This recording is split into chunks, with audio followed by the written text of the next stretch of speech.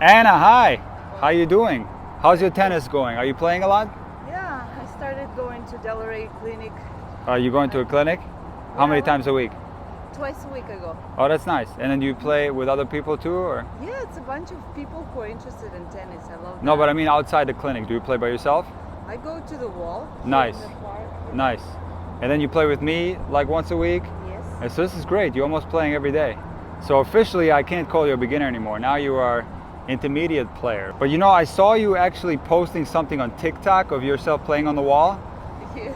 And I noticed on your forehand a little technical thing that I'd like to help you with today, okay? Okay. Okay, Anna, so go ahead and hit a few forehands. I'm gonna point out to you. You took your sleeves off. How come? I did. Why? I don't know. People don't like it. Seems like it. People are very Whatever works. people are seriously. obsessed with the sleeves. Okay. But no sleeves, you no the way sleeves. you explained to me is for sun protection, right? Yes. Because you don't want to get like Because I live in sunspots. Florida, I want my Of face course. and my neck. I put SPF and I just care of myself. Of course you do. Yeah. That's very smart, but the sun is Thank you. dangerous. Go ahead and go on the baseline there. And I'm going to point out the little thing that I saw on your forehand when I was watching it on the wall.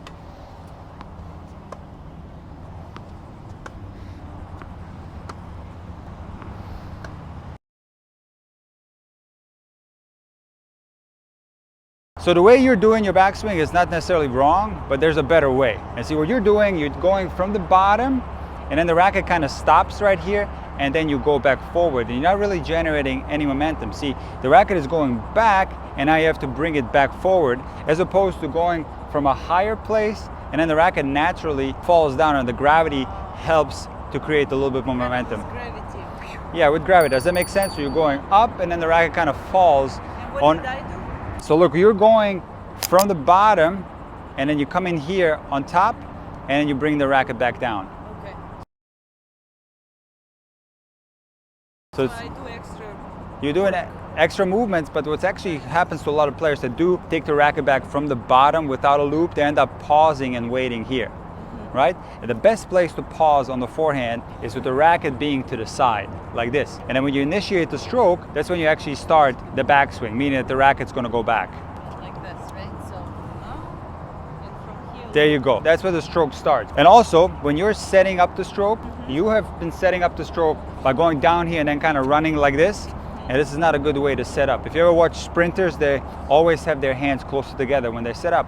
So when you're setting up the stroke, meaning when you're tracking the ball, your hands are going to be to the side. And then when you're in a good position and ready to strike, the racket will start going back. Okay. So the first progression I'm going to teach you is for you to get comfortable with bringing the racket up before it goes down. So go ahead and place your racket in front of mine like this, and hold it with one hand. I'm going to drop the ball, and now you're going to go over my racket, and you're going to hit the ball underneath my racket, okay? Okay. So you're building a loop into your stroke, okay? I'm going to drop the ball, and you hit it this way. Ooh, Do it again. There it is, that was beautiful. great. No. Oops.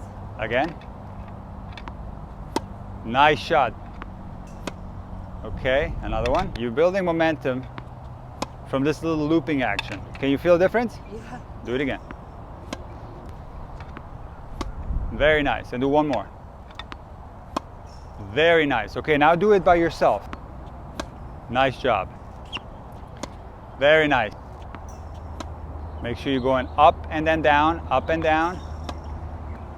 And over the shoulder. Very nice job. Getting- Beautiful forehand. That was the best one you hit so far. And I'm going to show you a natural way how to get to this loop so you don't even have to think about it. So in a ready position, you're going to be switching to your forehand grip once you see the ball going to your forehand. And simultaneously, you're also going to be turning towards your side. So the first thing you're going to do is turn your grip and also turn your body to this side. And see how naturally the racket ends up a little bit higher? The one thing that tells me that you're in a forehand grip, go ahead and stand right here, is that the strings are going to be orientated towards the side. So go ahead and find the forehand grip, which is right here, correct? And now you're also going to turn. Look what happens. See how the strings are orientated to the side? Yeah. And you get the loop automatically. So if you are in your ready position, have the racket head a little bit higher, when you're waiting for the incoming ball. And then as soon as you see a forehand, you're gonna be in your continental grip, right? And you're gonna see it's a forehand. You're gonna turn it here, and you're gonna make a body turn. Look, the strings are orientated to the side. Yes. That's all I want you to think about. So look, again, ready position, ball comes to your forehand, turn the grip, and then point the strings towards the side. That's the beginning of every forehand stroke. Once you're in this position, now you can set the forehand up. You can move, forward or backward or to each side in this position. Now the hands are going to be closer together. It's going to feel a lot more comfortable. And when you initiate the stroke from there, you automatically have the looping action. Okay, Anna, so let's work on this natural way of creating the loop. So I'm going to feed your ball to your forehand. You're going to change your grip, and then you're going to turn the strings towards the side. Okay, see there was more of a normal take back. So there was more of a normal take back. You went like this with no loop, nothing. Okay, so go ahead and go in your ready position. Again, turn your forehand grip and then turn the body to there, and you're gonna wait to initiate your stroke from there. And the stroke initiation starts when the racket starts going back. That's how you initiate the stroke. This is very important because if you look at what's called a modern forehand, all modern forehands have this loop in common. It's very important because of several other factors. Now, the first move you can make very quick so you have time. So if you do it slowly, you run out of time. So that first move you can do fast. See? Okay. Fast. Yeah. And so you're waiting here. Gotcha. Okay? In other words, in context of the incoming ball, as soon as you see the ball going to your forehand, you're in a ready position, you go like this, and now you set up. So that first part can be very explosive, very fast. Okay. So let me cut the stroke a little bit in half, and we're gonna wait here like this. Okay. So put your racket here. You can have the hands separated, but put the left hand right next to it, right next to the racket, and just wait like this and hit it from there. Do it again.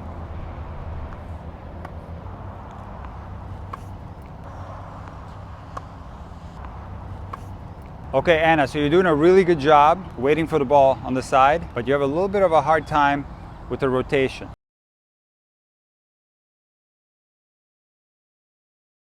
So you're not sequencing the rotation properly. See, what happens on this modern forehand is that the left arm, your non-dominant arm, is going to be across the body like this, okay? Because you're holding the racket, and then when you let go, the racket goes back. And what this left arm needs to do, it needs to start the chain in motion. So the left arm needs to get out of the way so you can start rotating the body.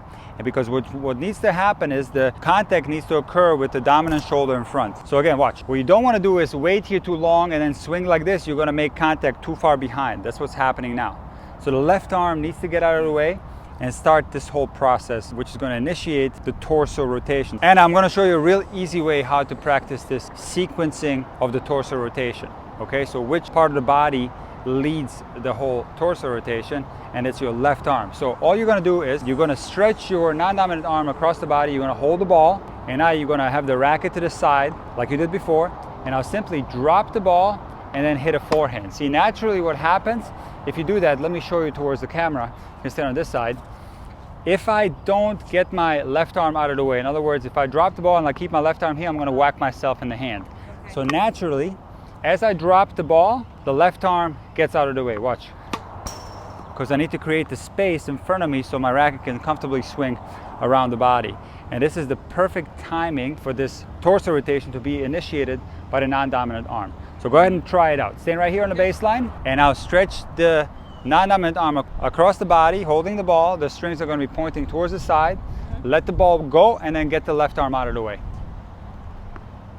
Okay, when you do that, you need to swing the arm out of the way and do what I call the handshake tuck, because this arm can't be like floating around in the air like that. You need to start here, look, and you're going to come around and you're going to tuck it in. Okay. So imagine shaking somebody's hand, and at the same time you tuck in. Watch again. Here, and then you just tuck it in. Now while it's pulling away, the torso is rotating. You see this? Gotcha. The robot, yeah. Remember that? And I tuck it in. Pull it. No, start rotating. You're waiting. You're going like this, and now you're waiting. Watch me. Oh, yeah. You see this? Yeah. See this? You're doing like here, and then you're waiting, and then going. So you're hitting the ball behind.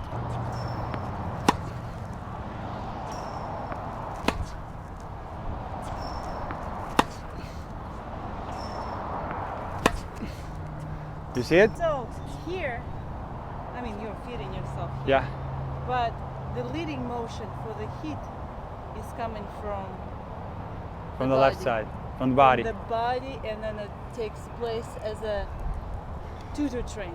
Absolutely, 100%. The body leads the arm, and in specific, it's the left side of the body that leads the rotation. That's the first link in the chain. Yeah. But you have to be very careful not to do this too early, because the sequencing of it is very subtle. In other words, you can easily start going too early here, and now you're opening yourself up too much and too early. Well, So it's a very subtle timing, where the practice with the ball is excellent for that, because once you drop the ball, then the racket goes back and you start pulling it away. So you have to subtly start moving early with that left side. from the left shoulder. Exactly. Gotcha. Tuck. Better. Tuck it in. Keep going though. You're waiting. Look, you're going here and then you're waiting and then going. It's once you start the rotation, it doesn't stop anymore. You let it go.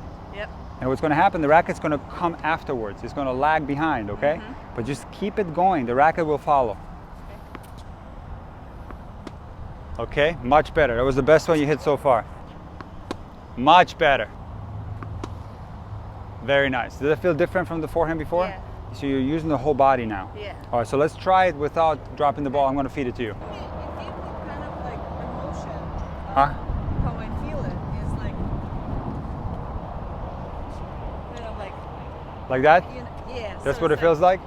Yeah, so this pretty Yeah. much goes as a momentum of the body. It does. So like, It does. But one No, thing so- that, go ahead. no, like I'm just like saying like a roughly the idea of the movement. How I That's how feel you right? interpret It's it? Like that? Yeah, Okay, like- this is actually very good thing you bring up. Yeah. The one thing I don't like about it is that when you do this movement, you see how loose the arms are? Right. It's too loose. You're not going to be able to put enough control on the ball if the arm is too loose. It's going to be too sloppy. The racket head is not going to be stable enough. So you do need to hold the racket with a little bit of firmness. Now obviously not too tight, but not too loose either. This is usually going to result in a lot of mistakes. But generally the idea of that is correct, but I do want you to hold the racket with some stability and some firmness, Right. okay? Okay. So we're gonna start here, right? Start Just go here, down. the same process as before. You're going to be in a forehand grip, and now just pretend like you're tossing the ball to yourself and pulling that left arm out of the way. Remember, strings to the side. It's Yes, very yes, important yes. to wait here. Exactly, yeah. Now it doesn't have to be far away, it can be also bent. Oh yeah? Whatever is Okay. comfortable, yeah, as long as the strings are towards the side. Nice. Good. All right, very good. So in the next progression, let me actually rally with you a little bit. We hit back and forth, and you try to do the same technique. Do it again. Okay, so now the thing you're not doing is you're not turning fast. You're like waiting like this. Okay, so you got to make a fast turn. Remember? Ball comes to the forehand, go here. Okay? Remember, don't wait here. If you wait for the ball here, now the whole stroke is going to be too fast. So if you wait for the ball here, then you're turning and swinging at the same time. It's going to feel rushed, it's going to feel hectic. So the first thing you do is you're going to turn like this. Much better. Maybe the best one you hit so far. Good job. Nice. Nice, Anna. Nice. Good. Let's try to rally. Come on, back to me. Good. Again. So what happens is when I start rallying with you and the ball starts coming quicker, everything goes out the window, you know? You start to rush and all of a sudden, you know what the racket looks like? It's going like this. You know, it's swinging like crazy. There's no more technique, there's nothing. You start to panic a little bit. So take your time. You got plenty of time, believe it or not. You don't have to rush. Yeah. See, with most players, panic sets in once the ball comes back a little quicker. So first thing they do is they start taking the racket back very quickly. The first thing they do is think about how they're going to hit the ball back, and they forget to turn the body, they forget to set up the ball. All right? Thinking too much. Don't think too much. I just want every swing would be perfect. You have a really good forehand. The one thing I want you to focus on is as soon as the ball is coming to your forehand side, I want you to turn and have the strings towards the side. This is what we're learning today. We're learning a loop, and the loop is going to happen naturally if you make this first move correctly. Yes. All right, let's do it again. Good. Again. Good. Again. Better. That was a good rally. Nice. Good. Good. Excellent, Anna. Wow. Wow. So good. It's amazing. That's the modern forehand. Anna, do you understand now the concept? Oh, it's so exciting. Yeah, You the whole feel it. you can feel it, right? The whole body. Feel it. The Yeah. whole body's working where before the arm was working a little bit overtime. It was just the arm was working by itself.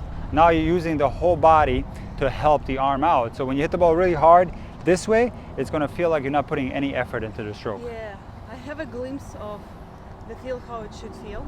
That's great. So I want to practice with Awesome. awareness and body consciousness, you know? Awesome. All right, great job. Let's do a racket tap. Yeah. Awesome.